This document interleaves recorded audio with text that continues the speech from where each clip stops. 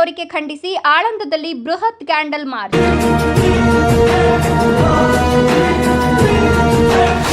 ವಿದ್ಯಾರ್ಥಿಗಳ ಆತ್ಮಹತ್ಯೆಗೆ ನ್ಯಾಯ ನೀಡಿ ಕೇಂದ್ರ ಸರ್ಕಾರದ ವಿರುದ್ಧ ಆಕ್ರೋಶ.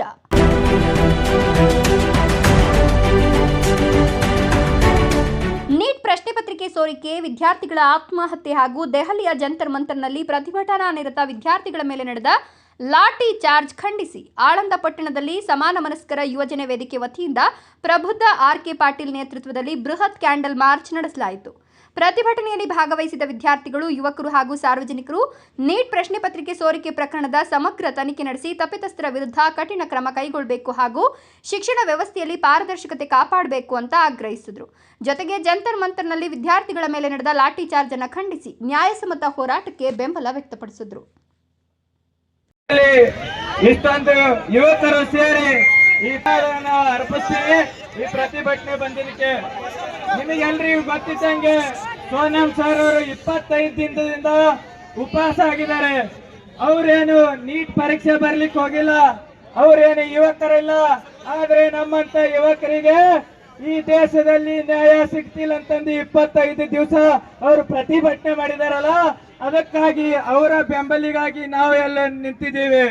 ಬಂಧುಗಳೇ, 18 ಜನ ಯುವಕರು ಇವತ್ತು ಒಂದು ಕನಸು ಕಂಡು ಡಾಕ್ಟರ್ ಆಗ್ಬೇಕನ್ನೋಂತ ಕನಸಿನಲ್ಲಿ ಅವರ ತಾಯಿ ತಂದೆ ಹೇಳಿದಂಗೆ ಅವರು ನೀಟಿನ ಪತ್ರ ಪರೀಕ್ಷೆಗೆ ಅವರು ಹಗಲಿರುಳು ಅವರು ಪರಿಶ್ರಮದಿಂದ ನೀಟ್ ಬರಕ್ ಹೋಗಿದ್ರು.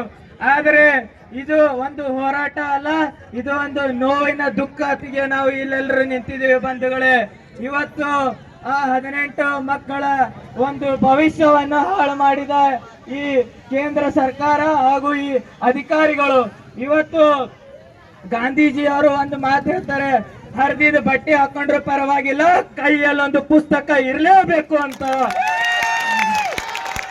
ಇವತ್ತು ಇಂಥ ಒಂದು ಸಂದೇಶ ಹರಡಿದ ಈ ದೇಶದ ಮಹಾನ್ ವ್ಯಕ್ತಿತ್ವ ಇವತ್ತು ಬಿ.ಆರ್. ಅಂಬೇಡ್ಕರ್ ಅವರು, ಗಾಂಧೀಜಿ ಅವರು, ಸುಭಾಷ್ ಚಂದ್ರ ಬೋಸ್ ಅವರು ಎಲ್ಲರ ಹಾಕೊಟ್ಟಂತ ಮಾರ್ಗದಲ್ಲಿ ನೀವು ನಡೀತಿದ್ದೀವಿ. ಇವತ್ತು ಒಂದು ಮಕ್ಕಳಲ್ಲಿ ಭಯ ಹುಟ್ಟುತ್ತಾ ಇದೆ. ಇವತ್ತು ನೀಟ್ ಪರೀಕ್ಷೆಗೆ ಹಿಂಗಾಯ್ತು, ಮುಂದೆ CET ಬರುವಾಗ, IAS ಬರೆಯುವಾಗ ಅಥವಾ ಬೇರೆ ಯಾವುದೋ ಒಂದು ಎಕ್ಸಾಮಿಗೆ ಹೋಗ್ಬೇಕಂದ್ರೆ ಭಯ ಬರ್ತಾ ಇದೆ. ನಾನು ಹೆಂಗ್ ಹೋಗಿ ಎಕ್ಸಾಮ್ ಬರೀಲಿ, ಈ ಪತ್ರ ಪರೀಕ್ಷೆನೇ ಲೀಕ್ ಆಯ್ತಂದ್ರೆ ಮುಂದಿನ ದಿವಸದಾಗ ನಾ ಹೆಂಗ್ ಬರ್ಲಿಕ್ಕೆ ಸಾಧ್ಯ ಆಗ್ತದೆ ಅಂತಂದು ಇಂಥ ಒಂದು ಪರಿಸ್ಥಿತಿಯಲ್ಲಿ ನೀವು ಎಲ್ಲರೂ ಸೇರಿದ್ದೀವಿ.